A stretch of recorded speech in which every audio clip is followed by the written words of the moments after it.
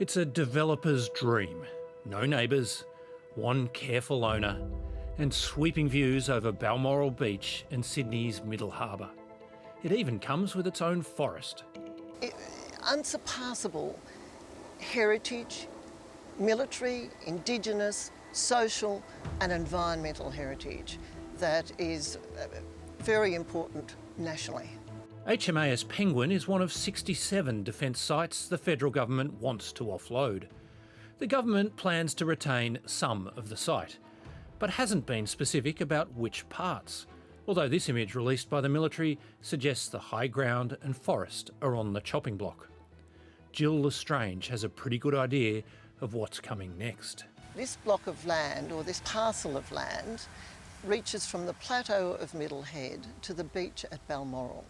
It faces north. It has uninterrupted views of Middle Harbour. It will be luxury housing. This battle has been fought before. It's a battle over some of the harbour's prime waterside real estate, land which Bob Carr says should be handed over to the public. In the 1990s and early 2000s, community lobbying pushed the state and federal governments to stop other historic defence sites on Sydney Harbour from being sold to developers. We won't allow development on land sold by the Commonwealth that we believe ought to be preserved as Harbourside Park. Jill Lestrange says the same approach could be taken again. The Commonwealth could transfer it to the Sydney Harbour Federation Trust as managers of this land to adaptively reuse and protect the built heritage and environmental heritage. For decades, governments have been trying to offload redundant defence properties. An audit from 2023 identified the ones that need to go. Some have no military purpose, like a golf course in Canberra. Some are poorly used, like Sydney's Randwick Barracks. And some are beyond repair, like RAAF hangars at Victoria's Point Cook Air Base.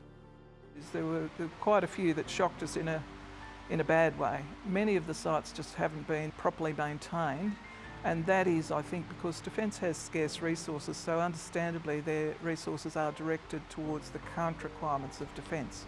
Jan Mason co-wrote the report that recommended the sales. I think the desire is to realise the proceeds from divestment of those sites so that it can be funnelled back into modern equipment and facilities for our Defence personnel. It's estimated the sales could generate $3 billion. But the Commonwealth will need to spend about half of that on relocating staff, as well as knocking down dangerous buildings and removing hazardous materials. But in the long term, the military will save about $100 million each year on security and maintenance. I don't think this is about the budget. It's actually about rationalising the defence estate. And when you have a wide and wieldy estate that you have to maintain, it also eats up capacity. You have people focused on the wrong things. And right now, what we need to do in defence is generate more capacities to deal with the important things. But some sites are harder to give up than others, like the 176 years old Victoria Barracks on 13 hectares of land in inner Sydney. Defence is not a heritage organisation. We're not set up to maintain a property of this kind. We are set up to defend Australia. Retired Major General Gus McLaughlin ran the military's Land Forces Command from Victoria Barracks and bristles when he hears people say the site should be retained out of mere affection for the past. I think sentimentality is the wrong lens to look this through. That implies that this is just a desire to do things the same way they've always been done. But military tradition is something deeper than that. Soldiers fight for something that is bigger than themselves. They want to be connected to a tradition and a history. This wonderful building will never be knocked down. Heritage orders will see to that. But whoever buys this site will need to be as careful as the military's been about preserving the details. Even the graffiti is historic, supposedly from William Holmes, who went on to lead troops in Gallipoli and become the most senior officer killed on the Western Front in 1917. A hand-pulled fire alarm. And these black marks are the strikes made by flints from soldiers lighting their pipes. One clumsy power wash and they're gone.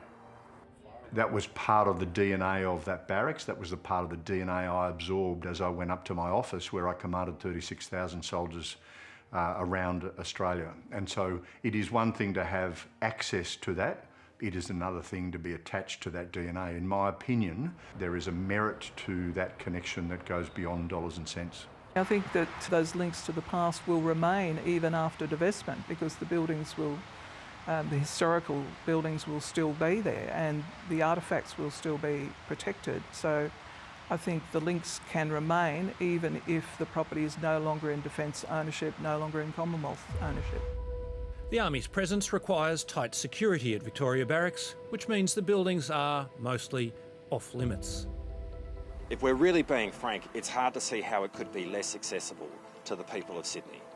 I mean, honestly, like, this is an unbelievable building behind us. I don't think many Sydney-siders know it exists.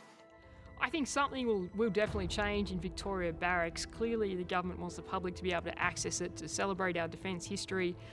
Will it be sold and turned into apartments? I think that's highly unlikely. Gus McLaughlin wonders who exactly might be able to afford to look after such a special place. It's unlikely that there will be a public organisation who can take on that cost. The Army is a big machine and has been able to absorb that. Can Sydney City Council absorb that? Can a not-for-profit absorb that? Probably not. Can a hotel, a big casino, something like that? Possibly.